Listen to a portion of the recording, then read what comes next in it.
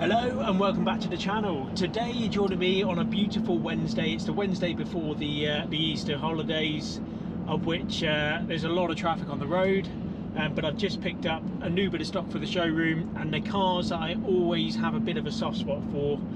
This is of course the Bentley Flying Spur in the Mulliner specification. So I've had a few Bentleys, you'd have seen a couple of them on the channel previously, but I've not had one of this era. It's a 63 plate, so it really would have been the first of that facelift, but this one is a very nice example. I'm really quite excited to have it in our stock range. There is a little bit of prep which we'll get onto in a bit, and I've also got an amazing pile of invoices for this car. It's one owner from new, which is really quite nice. A lot of the switchgear though, surprisingly, well, I thought it was a little bit of a surprise, is very much the same as one that's 10 years older, or certainly 7 years older in comparison to the 06 plate one that we've got on the forecourt at the moment. It all feels very familiar. The window switches haven't changed at all. None of this kind of switchgear, whether your lights are and your key ignitions and your stalks and everything, haven't changed. Obviously you've got this beautiful 3-spoke steering wheel now with the wooden trim finish, which is lovely, and as I say, it's a darker walnut wood to go with the brown, which I really quite enjoy. The dash is an improvement, but of course you'd expect that with the technology improvements that it has. So I've got a nice digital dash, which is just a more facelifted version, and the dials, the analog dials, are absolutely wonderful. Again, coming down through here, a lot of it feels familiar to the older stuff, but the older stuff always felt nice anyway, so it's not like it's in desperate need of an update. I'm just surprised that it is so familiar. The dual climate control is obviously a little bit more refined. That is a better system down there. The sat nav works quite well. The only thing I will say is a lot of it feels familiar to other cars that aren't a Bentley, even as much as we've taken a 2015 VW Passat CC in part exchange with 143,000 miles, of which I think I gave, what did I give it that? A couple of grand, 2 grand for that in part exchange, and it has the exact same sat-nav media system, of which you think, well, maybe it would have been nicer when in a Bentley to know that you weren't sharing the same satellite navigation system as what a kind of base VW Passat would have. To get onto a little bit of the preparation that the car needs, I've only got one warning light, and of which no one likes a warning light in the car, but this one I don't think is necessarily too horrific. It is a brake pad wear sensor light that I got on my dash, and having a very quick glance down at the alloys around the car, I think it's the rear pads. They look to be pretty close to the disc. The discs themselves look okay, so hopefully just with the change of rear pads that light will be gone. The trader that I picked it up from, he's had to do a couple of bits to it as well. It was advised on the last Bentley invoice, which was only done in September of 2024, and we're now in April of 2025. Had an advisory note, and the only advisory note on that service sheet was that the front wheels were buckled. So rather than continuing to drive it with those buckled wheels, we decided that before I picked it up, because I've been so busy these last couple of weeks that I didn't necessarily have the time to get around to do it anyway, that he would get the alloy wheels refurbished and at the same time get the buckled wheels straightened out, of which, because they're split rims and the wheel refurbishment place have done a proper job on it, they did actually split the rims to then straighten them out to then obviously paint all four. It was £845. That was £845 to have these wheels straightened out and then of course refurbished. He also at the same time put a couple of brand new Pirelli tyres on the front as well, and obviously these alloys are pretty big and the tyres themselves are pretty big as well, so that was a further £550 or so, but obviously he just puts that onto the bill that I pay him. So I've already spent, you know, 1,300 quid on prep on this car, and this is the first time driving it myself.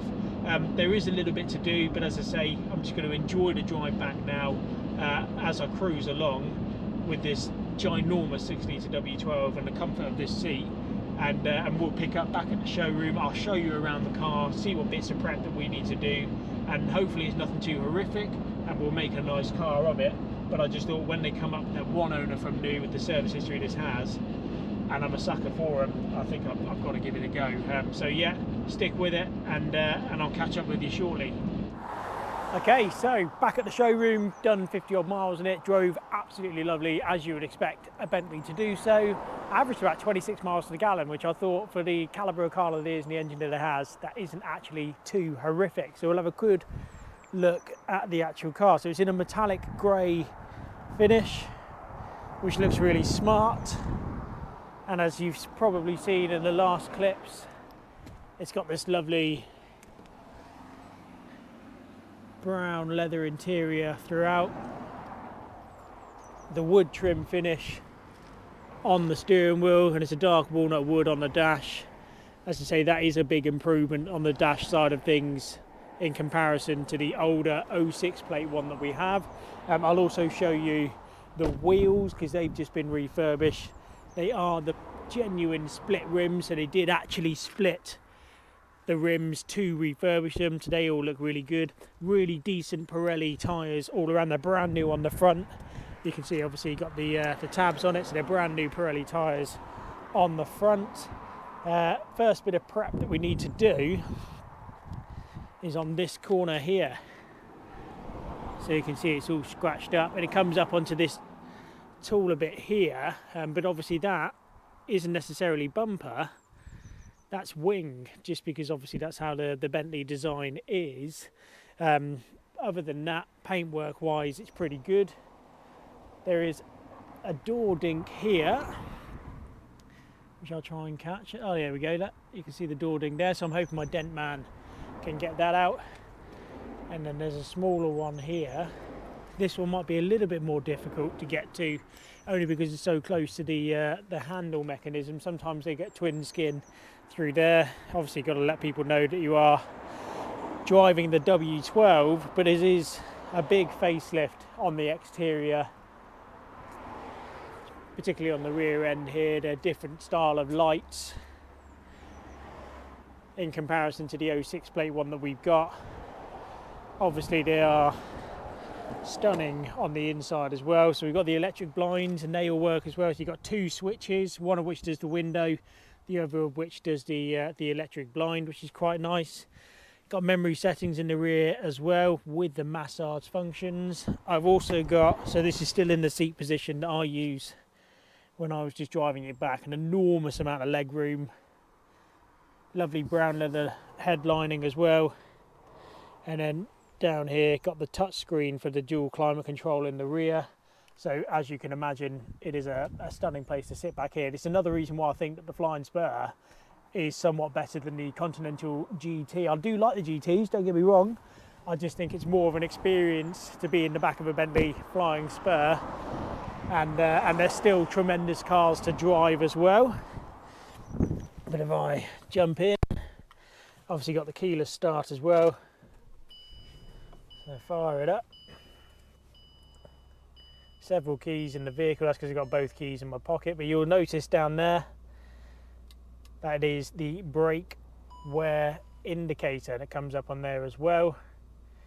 And as I say, I'm pretty sure that that is the rear brake pads, because they're the ones that are looking the lowest out of a lot of them. And then obviously the only reason that you'd have a brake pad warning light on is that they're getting low. But other than that, the dash is all what it needs to be. Obviously it's only got the handbrake light, and that goes on and off when I apply and disengage the handbrake. But this is obviously a big upgrade from the 06 plate car that we've got. Obviously the Bluetooth streaming is really quite good as well. I think it's got a TV tuner but no signal. Yeah, so that's on analog, but you can obviously plug it in with a DVD or an AV depending on what's on there. Station list, yeah, see it's on analog, so I don't think I'm going to get anything on that, obviously. Press media again, it'll go back to the Bluetooth audio. But the thing that does wind me up, as I mentioned on our drive back, is that this map system is the exact same as what you get in the VW ranged Polo, Golf, Passat, whatever it might be. And I just think, like, if you're paying the money for a Bentley, maybe they should have their own kind of satellite navigation system, or something that's just a little bit more, I don't know, maybe that's being fussy, but I think for the money that you're spending on these cars, you're allowed to be fussy. And then we've got obviously buttons and bits down here. So we got heated seats, ventilated seats, your height control, the rear blind, which is nice. So if I do that there, you see the rear blind going down and up in the rear. And again, the 06 plate one has that, so that's very much the same across the two. And then obviously you've got your passenger one there. You can also change the dampness of the suspension as well. But it's got, as I say, a tremendous service history all throughout, with some pretty eye-watering bills here, which I've got. And the last one was done. There it is. Last one was done in September of last year, September of 2024. And that was £1,861.99 for a service that didn't really have anything that was out of the ordinary. Dust and pollen filters, wiper blades, obviously engine oil and filter, but didn't even have any didn't have any spark plugs, didn't renew any coolant or anything like that. All the injectors and everything all good. So that's £1,800, or just over, nearly £1,900 on a service which would cost me in our workshops on, let's say, a Range Rover or something like that, probably the best part of £400. And it's difficult, isn't it? Because obviously you want the Bentley to be really well cared for and looked after, and you want the Bentley to maintain as much value as you can. And obviously people take it back to Bentley to try and maintain that value. But there does become a point for me where you're paying over the odds for what you shouldn't have to kind of do. So £1,800 on what is an ordinary service seems ludicrous to me. But as I say, it is a lovely place to be. There's no denying that. I really enjoyed the drive up. Wasn't too impressed with the sound system, I will be honest. It's just got the standard Bentley sound system in it, but it wasn't that impressive. This steering wheel's nice, as I say, with the wood finish. That's all good. And it is just tremendous driving that 6-litre W12.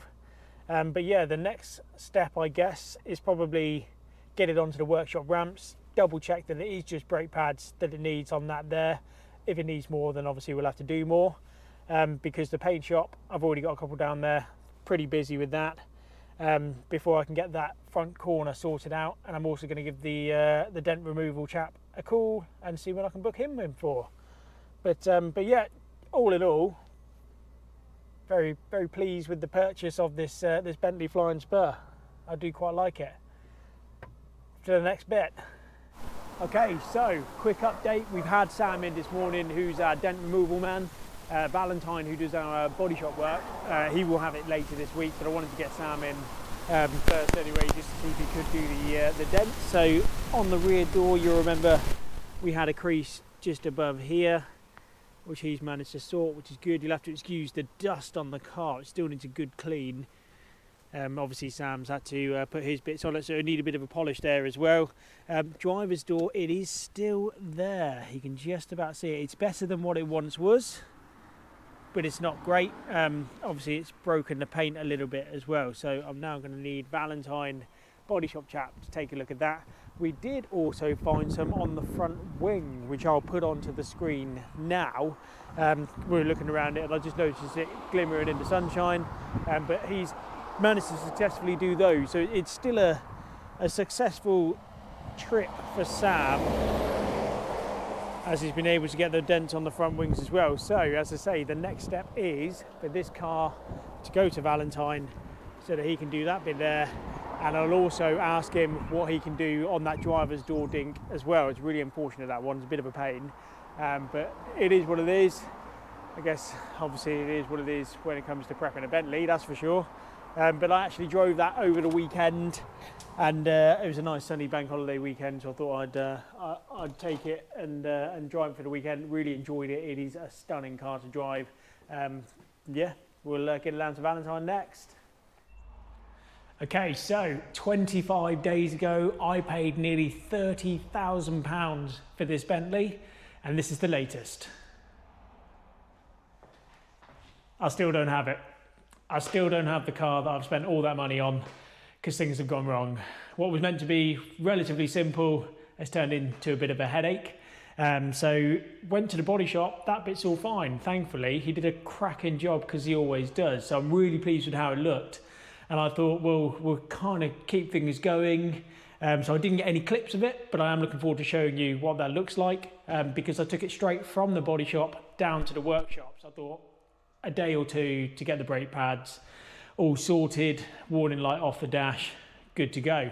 But the difficulty is obviously it had its new brake pads, which are actually quite good, and it came with the wear wire sensor too, which obviously brings on that warning light. So new pads were fitted, light went out, all looking good. Went down on the Saturday morning to pick it up, and about half a mile up the road, literally less than probably, I noticed it was pulling a little bit, and looking out the rear of the side mirror, it wasn't looking too good. I'll put a clip of that now. So as you can see, not good news when the smoke is bellowing out of an alloy wheel like that, and it's a really bad smell. I don't know if you've ever had brake spine before, but it's not a nice smell at all. So obviously had to take it straight back to the workshops, of which then it's been a headache ever since. I think the next step realistically is to get another caliper for the car, because I think what's happened is the parking brake actuator, which is part of the caliper, because the pads were so low, it's overextended itself, which means that we cannot get it back into position where it can actually know where it is within the caliper. It's very, very clever stuff, but obviously when it goes wrong, it can be quite problematic. Another thing to note as well is when they also had it on the ramp, they noticed when lifting the car up, because obviously they are such big heavy cars, there was a little bit of movement in a couple of the front suspension arms as well. It's on the VW Bentley stuff, especially their bigger cars. It's quite a complex suspension system. It doesn't really need to be that complex, but for whatever reason it is. So it actually has lower rear arms on the front suspensions. We've realised that those are just starting to wear and get a little bit loose. Can't necessarily notice it when driving it, but it's only going to get worse. So I've managed to order a couple of arms as well. They're coming from Germany. They're not quite here just as yet. But yeah, so this, what was meant to be quite a simple visit to the workshops has turned into a little bit of a headache, which is of course why we're not seeing the finished product in this video. But like and subscribe to the channel, turn on those notifications, you'll see when part 2 is released, and I'm looking forward to showing you the paintwork, because that's excellent, and we'll find out what the solution is to this massively big headache, because trying to find a caliper is kind of difficult unless you go back to Bentley, and that's obviously big money. But we need to fix it, because obviously, as I say, it's now 25 days since I bought the car, and I still have nothing really to show for it. And from a car sales perspective, the idea is, of course, is you buy the car, you prep it, you advertise it, and you sell it, and you don't want all that money tied up in one lump. So I really hope that you've enjoyed the video. Please don't forget to like and subscribe. Eddie's also feeling the same kind of pressures. So yeah, look forward to seeing you for the next one. Thank you.